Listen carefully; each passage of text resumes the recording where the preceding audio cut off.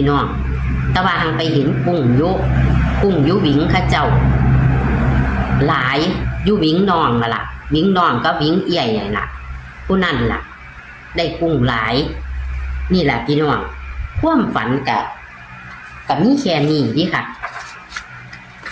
ความฝันกับมีแค่นี้แต่ว่าเห็นกุ้งหลายก็เลยว่าเลขต้องมีเก้าพี่น้อง